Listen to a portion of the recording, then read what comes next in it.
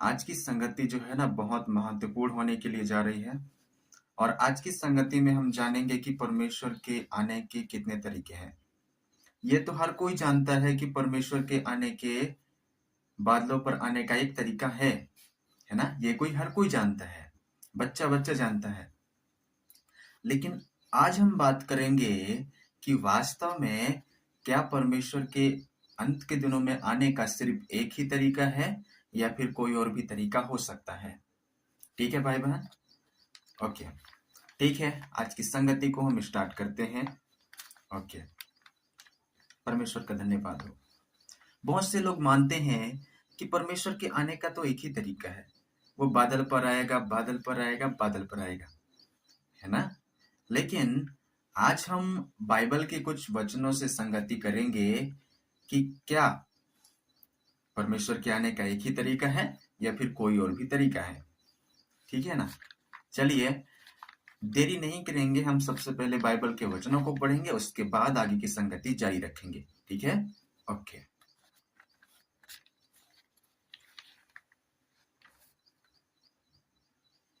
ठीक है। सबसे पहले मैं बाइबल का एक वचन आपके लिए पढ़ना चाहूंगा, देखिएगा। वचन है प्रकाशित वाक्य 1:7। देखो, वह बादलों के साथ आने वाला है, हर एक आंख उसे देखेंगी, वरन जिन्होंने उसे भेदा था वे भी उसे देखेंगे, और पृथ्वी के सारे कुल उसके कारण छाती पीटेंगे। है ना? इस वचन को पढ़ने के बाद बहुत सारे भाई बहन कहते हैं कि परमेश्वर बादलों के साथ आएगा, बादलों के साथ आएगा, बादलों के साथ आएगा। है ना? ऐसा बहुत सारे भाई बहन कहते हैं। लेकिन आज हम और भी संगति करेंगे, और भी वचनों को पढ़ेंगे। ठीक है? एक या दो वचन के आधार पर हम ये निष्कर्ष नहीं निकाल सकते कि परमेश्वर के आने का तरीका एक ही है, वो सिर्फ बादलों के साथ आएगा। लेकिन आज हम 2, 3, 4 वचनों को पढ़ेंगे, उसके बाद जानेंगे कि परमेश्वर के एक ही तरीका है आने का या फिर और भी तरीके हैं। ठीक है? ओके, आइए हम वचनों को पढ़ते हैं। ठीक है भाई बहन, देखिए, प्रकाशित वाक्य 16:15 कहता है, देख मैं चोर के समान आता हूं, धन्य है वे जो जागृत रहते हैं, अपने वस्त्रों की रक्षा करते हैं कि नंगन ना फिरें और लोग उनकी नंगनता को ना देखें। आमीन। यस, प्रकाशित वाक्य 16:15 कहता है कि देख मैं चोर के समान आता हूं। यस, प्रकाशित वाक्य 16:15 कहता है, देख मैं चोर के समान आता हूं। एक और वचन हम पढ़ेंगे, प्रकाशित वाक्य 3:20 पढ़ेंगे। देख मैं द्वार पर खड़ा हुआ खटखटाता हूं, यदि कोई मेरा शब्द सुनकर द्वार खोलेगा तो मैं उसके पास भीतर आकर उसके साथ भोजन करूंगा और वह मेरे साथ।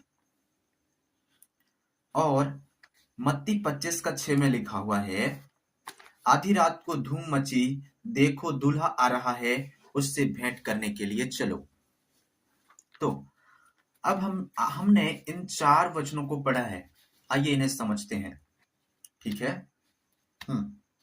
सारी दुनिया मानती है कि परमेश्वर बादल पर रहेंगे, बादल पर रहेंगे। लेकिन अभी अभी हमने पढ़ा है ना कि बाइबल में लिखा है कि परमेश्वर के गुप्त रूप से आने का भी एक तरीका है। गुप्त रूप से, यहाँ क्या लिखा है? देख देख मैं चोर के समान आता हूं। है ना? चोर के समान का अर्थ है गुप्त रूप से। है ना? जब चोर आता है तो क्या कोई उसे देख पाता है? जब चोर आता है तो क्या कोई जान पाता है? बिल्कुल नहीं जान पाते। है ना? जब चोर आता है तो कोई भी नहीं जानता कि कब चोर आया और कब चोर चला गया। यस, तो एक और भविष्यवाणी प्रकाशित वाक्य में है कि देख मैं बादलों के साथ आने वाला हूं, हर एक आंख उसे देखेंगे। है ना? हर एक आंख उसे देखेंगे। तो ये जो भविष्यवाणियां हैं चोर के समान आने की और बादलों के साथ आने की, तो ये दोनों भविष्यवाणियां एक साथ मेल नहीं खाते हैं। है ना? एक भविष्यवाणी कहता है कि वह चोर के समान आने वाला है और हर एक आंख उस सॉरी देखो, एक भविष्यवाणी कहता है कि देख वह चोर के समान आने वाला है गुप्त रूप से, है ना। और चोर जब आता है तो उसे कोई देख नहीं पाता, उसे कोई पहचान नहीं पाता। और एक भविष्यवाणी कहता है कि देख वह बादल के साथ आने वाला है और हर एक आंख उसे देखेगा। इससे हम समझते हैं कि जब वो बादल के साथ आता है तो हर एक आंख उसे देखता है ना। लेकिन जब वो गुप्त रूप से आने की भविष्यवाणी किया गया है, चोर के समान आने की भविष्यवाणी किया गया है, तो ये दोनों भविष्यवाणियां अलग अलग हैं। यस, चोर आता है तो उसे कोई नहीं देख सकता और बादल पर परमेश्वर आता है तो हर एक आंख उसे देखेगा। जी हाँ, इसका मतलब ये दोनों भविष्यवाणियां अलग अलग हैं। एक भविष्यवाणी परमेश्वर के गुप्त रूप से चोर के समान आने की बात करती है और एक भविष्यवाणी परमेश्वर के बादलों के साथ आने की भविष्यवाणी करता है। यस, ये दोनों भविष्यवाणियां अलग अलग है ना।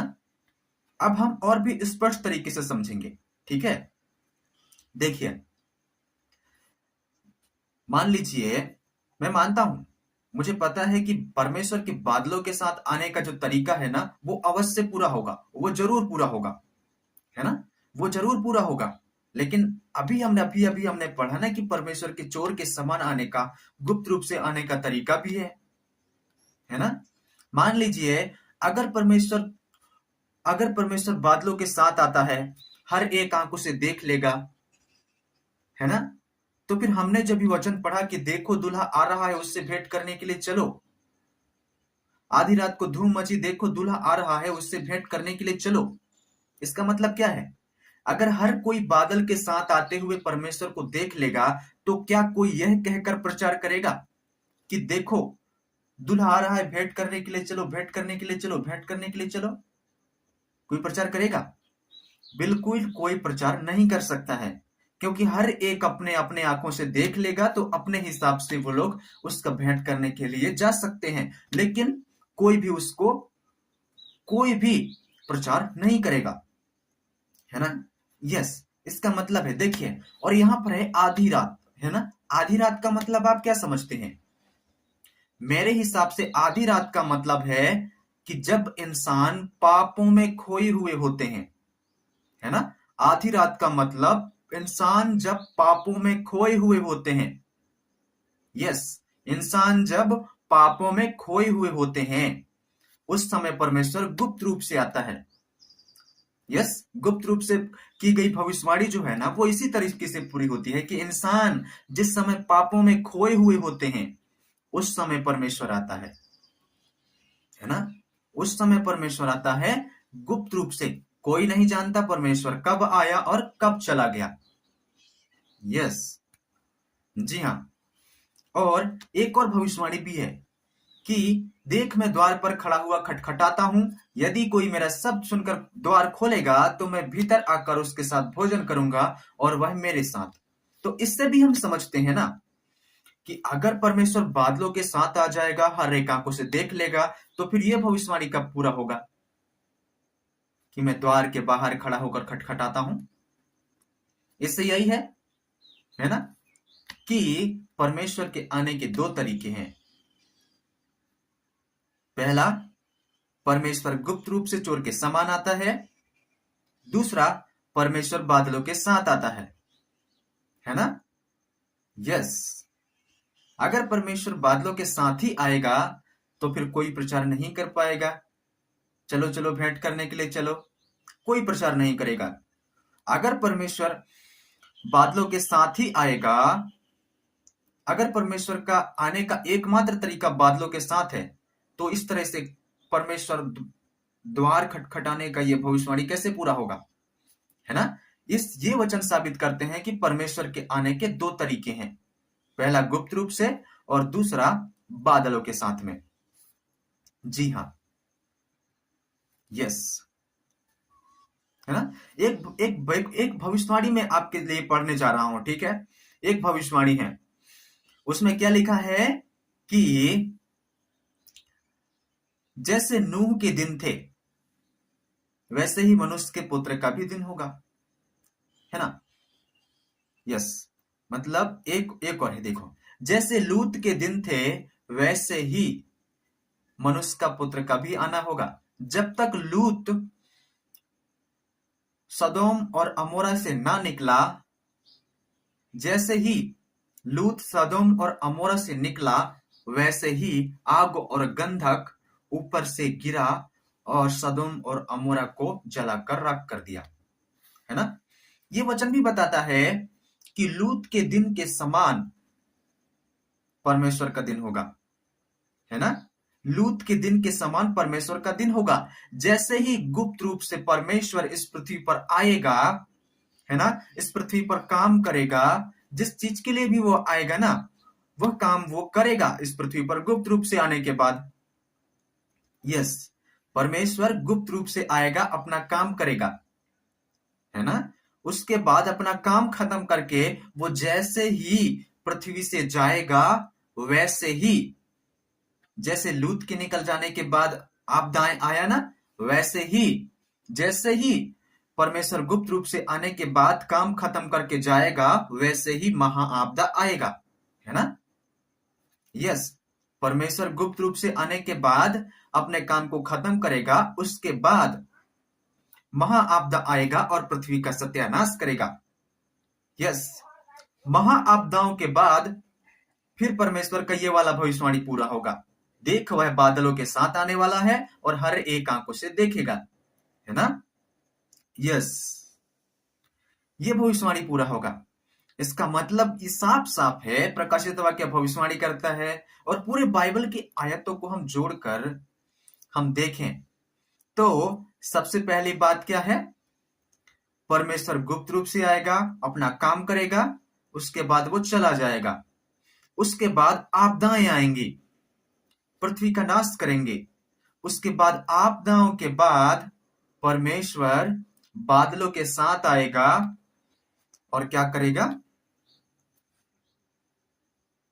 क्या करेगा, वो जो है नया, उस समय नया आकाश, नया पृथ्वी और सब कुछ नया हो जाएगा, है ना। यस, ये साफ हो गया कि परमेश्वर के आने के दो तरीके हैं, क्योंकि अगर परमेश्वर के आने का एकमात्र तरीका होता तो कोई प्रचार नहीं करता, परमेश्वर को दरवाजा खटखटाना नहीं होता, है ना। इससे साबित होता है कि परमेश्वर के आने के दो तरीके हैं, पहला गुप्त रूप से, दूसरा बादलों के साथ। पहले वो गुप्त रूप से पहले वो गुप्त रूप से आएगा, है ना, चोर के समान, क्योंकि चोर जब आता है तो कोई देख नहीं पाता। यस, और बादलों के साथ आएगा जब परमेश्वर, तो हर एक आंखों से देख लेगा। इससे यह स्पष्ट हो जाता है कि परमेश्वर के आने के दो तरीके हैं। पहला, आपदाओं से पहले गुप्त रूप से आने का भविष्यवाणी किया गया है, और दूसरा, आपदाओं के बाद आकाश के बादलों के साथ आने का भविष्यवाणी किया गया है। इससे साबित होता है कि परमेश्वर के आने के दो तरीके हैं। ठीक है। यस, आमीन।